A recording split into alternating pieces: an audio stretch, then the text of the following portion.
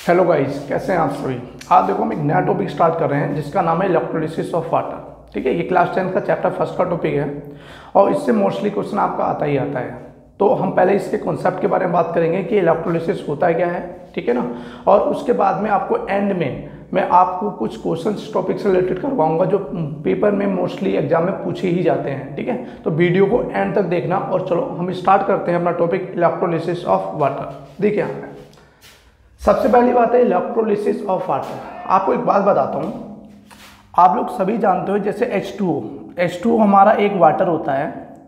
अगर इस वाटर से मुझे हाइड्रोजन को अलग करना हो और ऑक्सीजन को अलग करना हो तो इसको हम अलग कैसे कर सकते हैं। देखो H2O से हम हाइड्रोजन और ऑक्सीजन को अलग करने के लिए सिर्फ और सिर्फ एक ही तरीका है, वो है केमिकल प्रोसेस। हम केमिकल प्रोसेस की हेल्प से हाइड्रोजन और ऑक्सीजन को अलग अलग कर सकते हैं, हाइड्रोजन को अलग कर सकते हैं और ऑक्सीजन को अलग कर सकते हैं। बात को समझना ध्यान से। वाटर होता है, वाटर आपका हाइड्रोजन और ऑक्सीजन से मिलकर बना है। ठीक है, अगर हाइड्रोजन और ऑक्सीजन को वाटर से अलग करना है तो आप उसके लिए केमिकल प्रोसेस का यूज करोगे और उस केमिकल प्रोसेस का नाम है हमारा इलेक्ट्रोलिसिस ऑफ वाटर। वही समझने जा रहे हैं कि हम किस तरीके से हाइड्रोजन और ऑक्सीजन को अलग कर सकते हैं। ठीक है, तो सबसे पहला वर्ड है हमारा इलेक्ट्रोलिसिस। देखो वर्ड क्या लिखा है हमारा, इलेक्ट्रोलिसिस लिखा हुआ है। पहले इसको समझते हैं इसका मतलब क्या होता है। देखो यहाँ पे ध्यान देना, इलेक्ट्रोलिसिस। इलेक्ट्रोलिसिस का मतलब ये होता है हमारा chemical decomposition, chemical decomposition of an electrolyte, of an electrolyte by passing electric current DC। ध्यान देना, इलेक्ट्रोलिसिस का मतलब ये होता है कि कोई भी हमारा इलेक्ट्रोलाइट हो, उस इलेक्ट्रोलाइट को हमें डिकम्पोज करना है। ठीक है, लेकिन यूज क्या करेंगे, हमेशा हम इलेक्ट्रिक करंट का यूज करेंगे। अगर किसी सब्सटेंस को या इलेक्ट्रोलाइट को हम डिकम्पोज कर रहे हैं इलेक्ट्रिक करंट की हेल्प से, तब उस प्रोसेस को हम क्या बोलेंगे, इलेक्ट्रोलिसिस कहेंगे। ठीक है, यहाँ पे एक वर्ड मैंने यूज कराया है डीसी। वैसे आपको पता होगा, फिर भी आपको बता देता हूँ। देखो डीसी का मतलब होता है डायरेक्ट करंट। ठीक है, और डायरेक्ट करंट जैसे बैटरी या कोई भी सेल हो गया, ये सब डायरेक्ट करंट प्रोड्यूस करते हैं। जैसे हमारे घरों में जो लाइट आती है, इलेक्ट्रिसिटी जो आती है, वो एसी होता है, अल्टरनेट करंट होता है। लेकिन हम इसमें क्या यूज करते हैं, डीसी का यूज करते हैं। ये बात ध्यान रखना, डायरेक्ट करंट का यूज करेंगे। पहली बात ये हो गई। अब दूसरी बात करते हैं, थोड़ा सा समझते हैं इलेक्ट्रोलाइट के बारे में कि इलेक्ट्रोलाइट क्या होता है। देखो यहाँ पे दूसरा पॉइंट है हमारा इलेक्ट्रोलाइट। इलेक्ट्रोलाइट क्या होता है, इलेक्ट्रोलाइट वो सब्सटेंस होता है जो कंप्लीटली डिसोसिएट हो जाए, a substance which completely dissociate into ions, dissociate into ions. ध्यान रखना ये चीज। ऐसा सब्सटेंस जो हमारे आयंस में कन्वर्ट हो जाए वो आपका इलेक्ट्रोलाइट कहलाता है। एग्जाम्पल के लिए जैसे NaCl है, NaCl को आप वाटर में डिजोल्व करोगे, ठीक है, तो NaCl जो है वो Na+ और Cl- में कन्वर्ट हो जाएगा। इसी तरीके से KCl जो है ये भी आपका आयंस में कन्वर्ट हो जाएगा। ठीक है, H2SO4 ये भी हमारा किस में कन्वर्ट हो जाएगा, आयंस में कन्वर्ट हो जाएगा। इसी तरीके से और एग्जांपल ले लो, HCl ले लो, ये भी किस में कन्वर्ट हो जाएगा, हमारा आयंस में कन्वर्ट हो जाएगा। तो यहाँ से आपको एक बात समझ में आ रही है कि कोई भी सब्सटेंस जो आयंस में डिसोसिएट हो जाए वो हमारा क्या कहलाता है, इलेक्ट्रोलाइट्स कहलाता है। तो अब आपको ये बात समझ में आ गई है कि इलेक्ट्रोलाइट्स क्या होता है और इलेक्ट्रोलिसिस क्या होता है। अब हम बात करने जा रहे हैं अपने कॉन्सेप्ट की, इलेक्ट्रोलिसिस ऑफ वाटर की। देखिए यहाँ पे, देखिए इलेक्ट्रोलिसिस ऑफ वाटर। सबसे पहला मैं एक पॉइंट यहाँ पे लिख रहा हूँ कि जो H2O है वो लिक्विड की स्टेट में है। जब यहाँ पर हम इलेक्ट्रिसिटी पास करवाएंगे, इलेक्ट्रिसिटी पास होने पर इसका डिकम्पोजिशन होगा और डिकम्पोजिशन होने पर आपको मिलेगा H2 gas plus O2 gas. ये हमें मिलने वाला है यहाँ पे। ठीक है, तो इसको बैलेंस कर लेते हैं, ये आपका हो गया। देखो यहाँ पे इलेक्ट्रोलिसिस कैसे करते हैं। देखिए अब हम स्टार्ट करते हैं अपना इलेक्ट्रोलिसिस ऑफ वाटर। मैंने यहाँ पर एक डायग्राम बना रखा हैगा, ये आपको डायग्राम दिखाई दे रहा होगा, ठीक है। इस डायग्राम, पहले डायग्राम को समझ लो, डायग्राम में कौन क्या चीज़ है। ये जो है, ये मैंने एक बैटरी बना रखी है, ये हमारी एक बैटरी है, ठीक है, कि हम जो करंट पास करेंगे वो बैटरी से कनेक्ट करेंगे। यहाँ पे 2 कार्बन की इलेक्ट्रोड है, ये कार्बन इलेक्ट्रोड है, ठीक है। ये positive terminals of the battery से कनेक्ट है, तो ये पॉजिटिव वाले टर्मिनल्स कहलाएगा। ये नेगेटिव टर्मिनल से कनेक्ट है, तो ये हमारा क्या कहलाएगा, नेगेटिव कहलाएगा। पहली बात ये, इसके अंदर जो हमने भरा हुआ है, मतलब ये जो है, ये हमारा प्योर वाटर है। इस प्योर वाटर को हम डिस्टिल वाटर भी कहते हैं। बहुत ध्यान से समझना, जो बातें आपको बताता हो चलूँ, ठीक है। क्या कहते हैं, डिस्टिल वाटर, क्योंकि हम जो इलेक्ट्रोलिसिस कर रहे हैं वो किसका कर रहे हैं, प्योर वाटर का कर रहे हैं। प्योर वाटर हमारा जो होता है वो डिस्टिल वाटर होता है। तो प्योर वाटर इलेक्ट्रिसिटी को कंडक्ट नहीं करता है, क्योंकि इसके अंदर कोई भी इम्प्योरिटीज या कोई भी मिनरल्स कुछ भी प्रेजेंट नहीं होता। या कहा जाए प्योर वाटर जो होता है आयंस को प्रोड्यूस नहीं करता। आयन ना होने की वजह से इसके अंदर हम ऐड करते हैं कॉन्क H2SO4। क्या ऐड करेंगे, कॉन्क H2SO4, वो भी few drops of conc H2SO4। जैसे हम कॉन्क H2SO4 इसके अंदर ऐड करेंगे तो ये वाटर जो हो जाएगा, क्या हो जाएगा, कंडक्टेबल हो जाएगा और इलेक्ट्रिसिटी को कंडक्ट करना स्टार्ट कर देगा। कैसे करेंगे अभी बात करेंगे। दूसरी बात, हम जब इस वाटर इसके अंदर कॉन्क H2SO4 ऐड कर देते हैं, इसलिए इसको हम एसिडिफाइड वाटर बोलते हैं। क्या बोलते हैं, एसिडिफाइड। अब ये एसिडिफाइड वाटर हो चुका है, ठीक है। यहाँ तक बात समझ में आती है। अब देखो होगा क्या, अगर आप ध्यान से देखो, इसके अंदर 2 चीज़ें प्रेजेंट हैं। एक तो प्रेजेंट है प्योर वाटर, प्योर वाटर में है सिर्फ और सिर्फ H2O, ठीक है। दूसरा इसके अंदर जो प्रेजेंट है वो है आपका H2SO4। क्या प्रेजेंट है, H2SO4, ठीक है। जैसे यहाँ से करंट पास होना स्टार्ट होगा, जैसे करंट पास होना स्टार्ट होगा, करंट, तो जो ये इसके अंदर जो भी सब्सटेंस प्रेजेंट है, मीन जो भी इलेक्ट्रोलाइट्स प्रेजेंट है, ये आयंस में कन्वर्ट होना स्टार्ट होंगे। H2O जो है यहाँ पर ब्रेक होगा और ये बनाएगा H+ और OH- को। किसको बनाएगा, H+ और OH- को बनाएगा। और H2SO4 भी ब्रेक होगा, वो आपका बनाएगा H+ SO4 2- को बनाएगा। ये आयंस ब्रेक हो जाएंगे। मतलब क्या हुआ, वाटर जो था बैड कंडक्टर ऑफ इलेक्ट्रिसिटी था। जैसे इसके अंदर हमने कॉन्क H2SO4 को ऐड किया, ऐड करते ही वाटर क्या हो गया, हमारा कंडक्टेबल हो गया। इलेक्ट्रिसिटी को कंडक्ट करना इसने स्टार्ट कर दिया। अब ध्यान से देखना, यहाँ पे कुछ बात बता रहा हूँ, उसको समझना। यहाँ पे देखो, ये जो नेगेटिव और पॉजिटिव होता है, इन्हें हम एनोड और कैथोड कहते हैं। क्या बोलते हैं, एनोड और कैथोड। मैं आपको एक तरीका बताता हूँ, आसान तरीका, आसानी से याद रहेगा कि एनोड क्या होगा, कैथोड क्या होगा। जैसे ध्यान दो, ये जो आपका OH- है, ये कौन से चार्ज का है, नेगेटिव चार्ज का है, ठीक है। नेगेटिव चार्ज वाले को हम क्या बोलते हैं, हमेशा एनायन बोलते हैं। क्या बोलते हैं, एनायन। बात समझ आ गई, नहीं आ गई। अब जो ये नेगेटिव है, नेगेटिव किसकी ओर अट्रैक्ट होगा, पॉजिटिव की ओर। किसकी ओर अट्रैक्ट होगा, पॉजिटिव की ओर अट्रैक्ट होगा ना। तो जो पॉजिटिव टर्मिनल वाला है वो आपका एनायन से बन जाएगा एनोड। ध्यान देना बहुत अच्छी तरीके से। जो नेगेटिव आयन है इसको हम एनायन कहते हैं। एनायन जो है नेगेटिव, किसकी ओर अट्रैक्ट होगा, positive terminals of the battery, ठीक है। तो पॉजिटिव वाले का एनायन से इसका नाम क्या हो जाता है, एनोड। तो इसको हम क्या बोलते हैं, एनोड। तो पॉजिटिव टर्मिनल्स ऑफ बैटरी क्या कहलाएगा, एनोड कहलाएगा। वहीं पे ये जो है पॉजिटिव चार्ज है, पॉजिटिव चार्ज को हम क्या बोलते हैं, कैटायन कहते हैं। कैटायन किसकी ओर जाएगा, हमेशा negative terminals of the battery की ओर। तो कैटायन की वजह से इसका नाम क्या हो जाता है, हमारा कैथोड हो जाता है। क्या होता है, कैथोड। इसलिए negative terminals of the battery वाला क्या कहलाएगा, हमारा कैथोड कहलाएगा, और ये क्या कहलाएगा, हमारा एनोड कहलाएगा। यहाँ तक बातें आपको समझ में आ गई होगी। अब आगे की बात करते हैं। देखो यहाँ पे आपको 2 इलेक्ट्रोड दिखाई दे रहे हैं, एक तो एनोड दिखाई दे रहा है और एक कैथोड दिखाई दे रहा है। सबसे पहले हम बात करते हैं कि एनोड पर क्या होगा, एट एनोड। अगर आप एनोड पे देखो, एनोड पे कौन सा चार्ज अट्रैक्ट होगा, एनोड की ओर कौन जाएगा, पॉजिटिव ही तो जाएगा। सॉरी, जो पॉजिटिव है वो कहाँ जाएगा, कैथोड की ओर। किसकी ओर जाएगा, कैथोड की ओर। तो पहले हम कैथोड की बात करेंगे। ये हो गया हमारा कैथोड, ठीक है।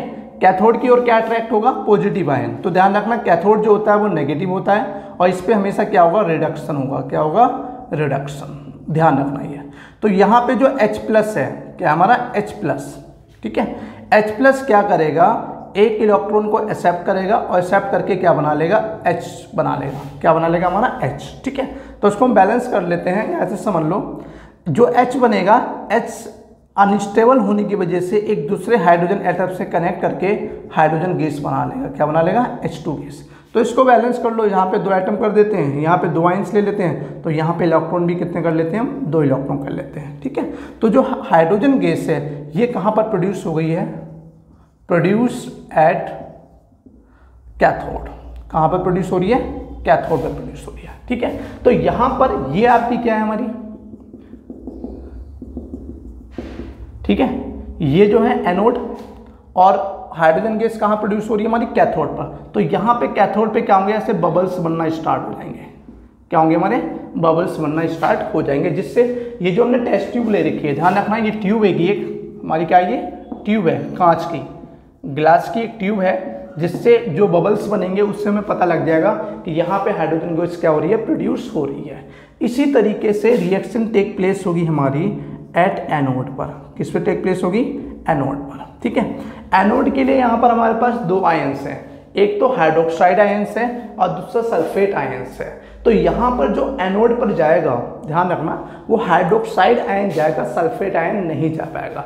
इसका कारण क्या है कि जो हाइड्रोक्साइड आयन है वो आसानी से डिस्चार्ज हो जाएगा, जबकि सल्फेट आयन नहीं हो पाएगा। या दूसरे टर्म्स में अगर मैं कहूँ, यहाँ पे जो इलेक्ट्रोड पोटेंशियल वैल्यू होती है, जो आप 12th क्लास में पढ़ोगे, अभी उससे कोई मतलब नहीं है। ठीक है, उसके बेस पर हम ये डिसाइड करते हैं कि कौन आयन जाएगा, कौन आयन नहीं जाएगा। तो आपको अभी इससे इतना ध्यान रखो कि जो हाइड्रोक्साइड आयन है वो हमारा कहाँ जाएगा, एनोड की ओर जाएगा। तो एनोड पे क्या आएगा हमारा, हाइड्रोक्साइड आयन आएगा OH-।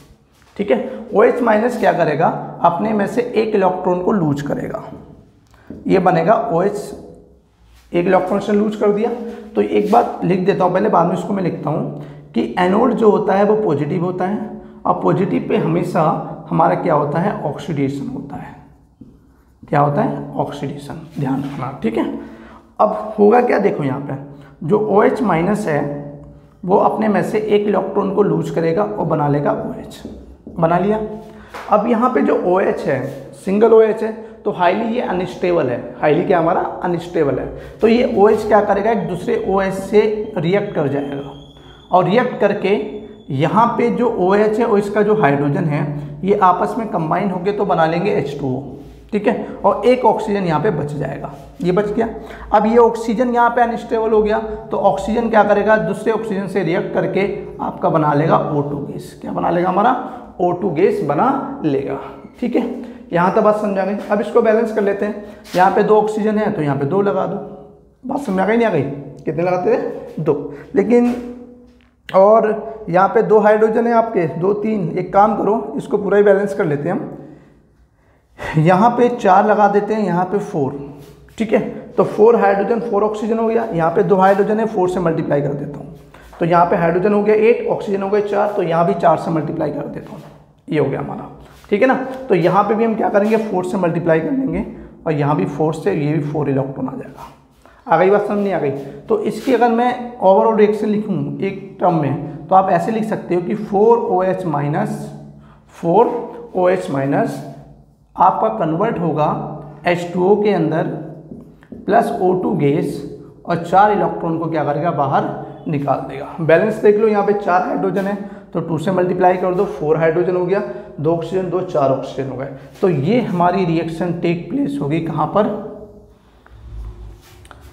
एनोड पर। कहाँ पे, एनोड पे ये होगा और कैथोड पे ये होगा। तो यहाँ पे हाइड्रोजन गैस प्रोड्यूस हो रही है, यहाँ पे क्या प्रोड्यूस हो रही है, oxygen gas produced at anode. आ गई बात समझ? इस तरीके से क्या होता है, ऑक्सीजन गैस हमारी प्रोड्यूस होती है। तो एक बार इसको आप कॉपी भी कर लो, एक बार इसे आप पढ़ भी लो, और पढ़ने के बाद फिर थोड़ा और कॉन्सेप्ट बताता हूँ, और फिर मैं आपको बताता हूँ जो मैंने आपसे कहा था, जो इंपॉर्टेंट क्वेश्चन है जो एग्जाम में इससे पूछे जाते हैं, फिर वो मैं आपको क्वेश्चन लिखवाता हूँ। ऑलमोस्ट टॉपिक हमारा खत्म हो चुका है, देख लो एक बार।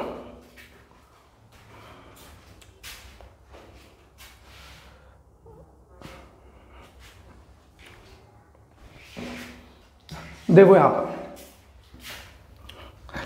एक बार मैं दोबारा से लिख रहा हूं, एट कैथोड। कैथोड पे हमारी क्या रिएक्शन आई है, 2H प्लस 2 इलेक्ट्रॉन एक्सेप्ट करेगा और हाइड्रोजन गैस को प्रोड्यूस करेगा। यहीं पे एनोड पे क्या रिएक्शन आई है हमारी, एनोड पे रिएक्शन आई थी 4 हाइड्रोक्साइड आयन इलेक्ट्रॉन को लूज करेंगे और बनाएगा हमारा 2H2O प्लस O2 गैस और प्लस 4 इलेक्ट्रॉन को लूज करेगा। ये दोनों रिएक्शन हो गई। इन दोनों रिएक्शन को ओवरऑल रिएक्शन लिखते हैं। यहाँ पे देखो 4 इलेक्ट्रॉन है, यहाँ पर अगर ध्यान से देखो 4 इलेक्ट्रॉन आ रहे हैं, यहाँ पे 2 इलेक्ट्रॉन आ रहे हैं, तो इन इलेक्ट्रॉन को थोड़ा सा बैलेंस कर लेते हैं। बैलेंस करने के लिए 2 से मल्टीप्लाई कर लेते हैं, तो ये हो जाएगा हमारा 4H प्लस आ जाएगा, 4 हाइड्रोक्साइड आयन आएंगे हमारे, और यहाँ से जो कंपाउंड बनेगा वो बनेगा आपका H2 गैस प्लस 2H2O और प्लस O2 गैस। बात समझा गई? इसको 2 से मल्टीप्लाई कर लो, ये हो गया हमारा। तो अगर यहाँ पर आप ध्यान से देखो, ये जो रिएक्शन मैंने लिखी है शायद आपको थोड़ा सा समझने में दिक्कत आ रही होगी, दोबारा लिख देता हूँ इसको मैं। 2H प्लस एक्वस 2 से मल्टीप्लाई करेंगे तो ये हो जाएगा 4, ठीक है, और यहाँ पे 4OH माइनस, और रिएक्शन का साइन यहाँ पे 2 से मल्टीप्लाई करेंगे तो 2H2 गैस हो जाएगी और प्लस O2 गैस और प्लस वाटर। ये रिएक्शन आपकी होगी, ओवरऑल जो रिएक्शन होगी कि वाटर जब आपका डिसोसिएट होगा, इलेक्ट्रोलिसिस होगा इसका, तो हाइड्रोजन गैस, ऑक्सीजन गैस और 2H2O प्रोड्यूस होगा। तो यहाँ पे जो हाइड्रोजन गैस है वो भी किस फॉर्म में आएगी, आपकी बबल्स के रूप में आ गई है। ऑक्सीजन गैस भी यहाँ पे आपको पता लग जाएगी निकलती हुई, पहली बार, ठीक है। तो ये वाली जो गैस, जो बबल्स आ रहे हैं, ये हाइड्रोजन गैस को रिप्रेजेंट कर रहे हैं, यहाँ पे आ रहे हैं ये O2 गैस को रिप्रेजेंट कर रहे हैं, ठीक है। अब यहाँ पे अगर ध्यान से देखो, अगर आप हाइड्रोजन और ऑक्सीजन का अगर रेशियो देखो, हाइड्रोजन ट्वाइस आ रहा है, ऑक्सीजन कितना आ रहा है, 1 आ रहा है। इसका मतलब जो हाइड्रोजन गैस प्रोड्यूस होती है वो हमेशा डबल अमाउंट में प्रोड्यूस होती है। मतलब यहाँ पे कैथोड पर हाइड्रोजन गैस प्रोड्यूस हो रही है, ये आपका इसका 2 वॉल्यूम होगा ऑफ H2 गैस, और यहाँ ऑक्सीजन है तो ऑक्सीजन का 1 वॉल्यूम होगा ऑफ O2 गैस, ठीक है जी। तो ये हमारा था पूरा कंप्लीट कंसेप्ट कि इलेक्ट्रोलिसिस ऑफ वाटर होता कैसे है, ठीक है। इस तरीके से हम क्या कर सकते हैं, एक वाटर से हाइड्रोजन और ऑक्सीजन को अलग कर सकते हैं। उसके लिए हमें क्या करना पड़ेगा, केमिकल डिकम्पोजिशन करवाना पड़ेगा, वो भी करंट को पास करवा कर, ठीक है। तो यहाँ पर हमने क्या लिया था, एक सेटअप बनाया था, उस सेटअप के अंदर आपका एक कंटेनर लिया, कंटेनर को ओपन रखा, यहाँ से एक रबर की कॉक लगा दी, उसमें हमने इलेक्ट्रोड को लगा दिया। इलेक्ट्रोड में हमने क्या करा है, यहाँ पर आपकी 2 टेस्ट ट्यूब ले लिए हैं। उन टेस्ट ट्यूब के अंदर हमारा क्या है, आपके इलेक्ट्रोड अवेलेबल हैं जो कार्बन की होती हैं। फिर उसको हमने एक बैटरी से कनेक्ट कर दिया, पॉजिटिव और negative terminals of the battery से। उसके बाद हमने करंट पास करवाया। करंट पास करवाने पर हमने देखा कि वहाँ पर जो करंट है वो पास ही नहीं हो पा रहा था। क्यों नहीं हो पा रहा था, क्योंकि हमने डिस्टिल वाटर ले रखा था, और जो डिस्टिल वाटर होता है वो कभी भी करंट को कैरी नहीं करता है। इसलिए हमें वहाँ पर कुछ अमाउंट में सल्फ्यूरिक एसिड को ऐड करना पड़ा, क्योंकि सल्फ्यूरिक एसिड जो होता है वो गुड कंडक्टर ऑफ इलेक्ट्रिसिटी होता है, क्योंकि ये स्ट्रॉन्ग इलेक्ट्रोलाइट होता है। जैसे ये वाटर में आपको डिजोल्व करोगे तो ये आयंस को प्रोड्यूस करेगा, फिर वही आयंस क्या करेंगे, इलेक्ट्रिसिटी को कंडक्ट करवाना स्टार्ट कर देंगे। तो यहाँ पे ये क्वेश्चन भी पूछ लिया जाता है कि जो डिस्टिल वाटर होता है वो इलेक्ट्रिसिटी को कंडक्ट क्यों नहीं करता है। तो आपको ध्यान रखना है, डिस्टिल वाटर जो होता है बैड कंडक्टर ऑफ इलेक्ट्रिसिटी होता है। इसके पास कोई भी इम्प्योरिटीज या कोई भी मिनरल्स प्रेजेंट नहीं होते हैं, जिस वजह से ये आयंस को प्रोड्यूस नहीं करता और इलेक्ट्रिसिटी को कंडक्ट नहीं करता है, ठीक है। फिर हमें करना क्या होता है, फिर इसमें हम कुछ अमाउंट में सल्फ्यूरिक एसिड को ऐड करते हैं। जो सल्फ्यूरिक एसिड होता है वो गुड कंडक्टर ऑफ इलेक्ट्रिसिटी होता है, क्योंकि ये इलेक्ट्रोलाइट स्ट्रॉन्ग इलेक्ट्रोलाइट की तरह काम करता है। जैसे इसे हम वाटर में ऐड करेंगे ये डिसोसिएट हो जाएगा आयंस के अंदर और करंट को कैरी करवाना स्टार्ट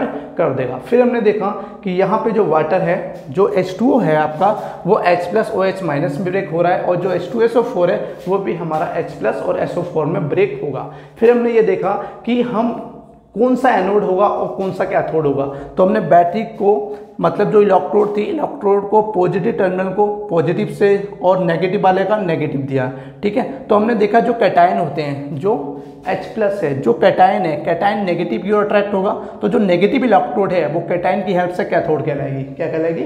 कैथोड। मतलब पॉजिटिव चार्ज नेगेटिव की ओर जाएगा तो नेगेटिव इलेक्ट्रोड बन जाएगी कैथोड, और जो आपका नेगेटिव चार्ज होगा वो पॉजिटिव की ओर जाएगा तो पॉजिटिव वाला बन जाएगा एनोड। क्योंकि नेगेटिव क्या होता है? एनायन होता है। क्योंकि नेगेटिव क्या होता है? देखो नेगेटिव क्या होता है? एनायन होता है। एनायन जाएगा पॉजिटिव की ओर, एनायन की वजह से इसका नाम क्या कर देते हैं? एनोड कर देते हैं। फिर हमने ये देखा कि दोनों इलेक्ट्रोड पर, आपकी कैथोड और एनोड पर रिएक्शन क्या टेक प्लेस होगी, किस तरीके से हाइड्रोजन गैस प्रोड्यूस होगी और किस तरीके से ऑक्सीजन गैस प्रोड्यूस होगी। फिर हमने क्या करा है, कैथोड और एनोड पे जो रिएक्शंस आ रही है उन रिएक्शन को पूरी तरीके से बैलेंस करा, ठीक है। बैलेंस करने पर हमें ये पता लगा कि जो हाइड्रोजन है वो डबल अमाउंट में प्रोड्यूस हो रहा है, ऑक्सीजन जो है वो सिंगल अमाउंट में। इसका मतलब जो हाइड्रोजन गैस प्रोड्यूस होगी वो डबल अमाउंट में होगी किससे? ऑक्सीजन गैस से। तो यहाँ पे जो रेशो निकल के आ रहा है 2:1 निकल कर आ रहा है। तो यहाँ से यही 4 क्वेश्चन बनते हैं। पहला क्वेश्चन ये बनता है कि डिस्टिल्ड वाटर जो होता है वो इलेक्ट्रिसिटी को कंडक्ट क्यों नहीं करता है। दूसरा क्वेश्चन ये बनता है कि हम सल्फ्यूरिक एसिड को ऐड क्यों करते हैं जब इलेक्ट्रोलिसिस करते हैं। तीसरा क्वेश्चन ये बनता है कि हाइड्रोजन गैस कहाँ प्रोड्यूस होगी और ऑक्सीजन गैस कहाँ प्रोड्यूस होगी, वो कैथोड एनोड वो आपको बता दिया। चौथा क्वेश्चन ये बनता है यहाँ पर कि जो हाइड्रोजन गैस होती है वो डबल अमाउंट में क्यों प्रोड्यूस होती है। तो इसका आंसर मैं एक और बता देता हूँ, वो भी लिख सकते हो। देखो इन H2O के अंदर 2 parts of hydrogen and 1 part of oxygen are present। भाई 2 पार्ट्स क्या है हमारे? ऑक्सीजन हाइड्रोजन के प्रेजेंट है और 1 पार्ट किसका है? ऑक्सीजन का प्रेजेंट है। इस वजह से हाइड्रोजन गैस प्रोड्यूस हो जाएगी, hydrogen gas produce in double amount than oxygen gas. ये हो गया।